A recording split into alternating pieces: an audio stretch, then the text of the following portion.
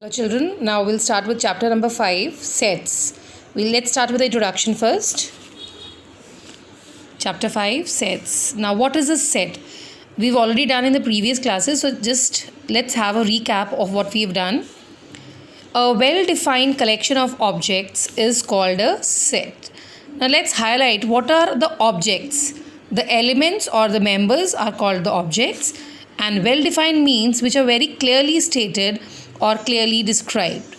Let's see one example. Collection of vowels of English alphabet. We have 5 vowels in our English alphabet, namely A, E, I, O, U. This is a set because it's very clearly described. Collection of all intelligent children in class 8C. This is not a set. Why is it not a set? Because it's not possible to describe the level of intelligence, because for a person scoring or for a child scoring 70% marks, the one who gets 80% is intelligent. Similarly, for a student scoring 80% marks, the one who's scoring 90% is intelligent, and for the one who's scoring 90% marks, if somebody is scoring 95% is intelligent. So here intelligence cannot be clearly stated. So this is not a set.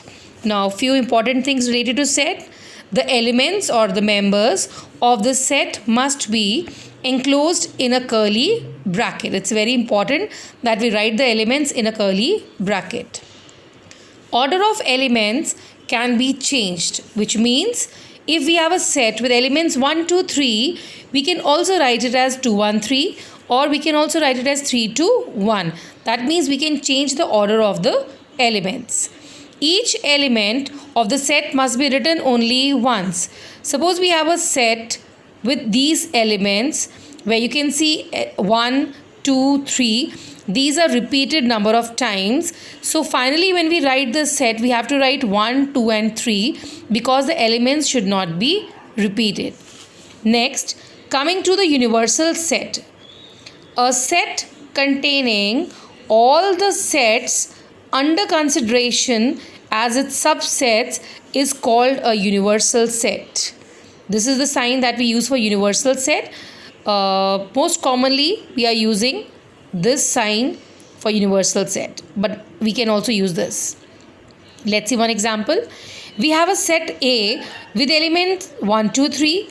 We have a set B with elements 4, 5 and 6, and the universal set will have all the elements of set A 1, 2, 3 and set B 4, 5, 6. So here 1, 2, 3, 4, 5, 6, these are the elements of the universal set, and set A and set B are the subsets of the universal set. Next, coming to types of sets. Overlapping, or we can say joint sets. If we have a set A with elements 1, 2, 3 and 4, and we have a set B with elements 3, 4, 5 and 6. Now you can see 3 and 4 is a member of set A as well as set B. So as these two sets have common elements, they are called overlapping or joint sets. Now on the other side, what are disjoint sets? Set A has elements 1, 2, 3, 4. Set B has elements 5, 6 and 7. You can see there is no common element. So these type of sets are called disjoint sets. Next, complement of a set. Now let's see what a complement of a set is. If we have a universal set with elements 1, 2, 3, 4, 5, 6, and we have a set A with elements 1, 2, 3, 4, to find the complement, we can write as A with the bar on A, C that stands for complement of A, or A dash, which is also complement of set A. Now complement of set A means all the elements of set U, that is the universal set, which do not belong to set A. So basically you have to choose all the elements which are in the universal set but not in the given set A. So we have element 5 and 6, which is a part of the universal set but not a part of set A. So the complement of A will have the elements 5 and 6. Next, coming to operation on sets. We have union, intersection and difference. So let's see the operation of sets one by one. Starting with number 1, union of sets denoted as U, which means you have to choose all the elements of the given sets. Let's see one example. Set A having elements 1, 2, 3. Set B having elements 4, 5 and 6. So we say A union B means all the elements of set A and B. So choose all the elements of set A and B. Your answer will be 1, 2, 3, 4, 5 and 6. You should know that A union B is also equal to B union A. Number 2, intersection of sets. It's an upside down U, which means choosing common elements of the given sets. Let's see one example again here. Set A has elements 1, 2, 3. Set B has elements 2, 3 and 4.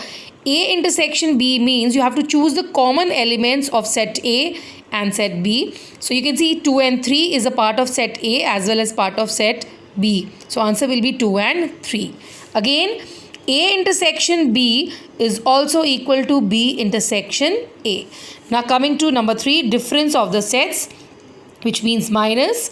It means elements of one set not a part of the second set, or which are in one set but not in the second set. Let's see example here again. Set A has elements 1, 2, 3, 4. Set B has elements 3, 4, 5, 6. If I say A minus B, all the elements which are in A but not in B. So you can see 1 and 2 is in A but not in B. So answer will be 1 and 2.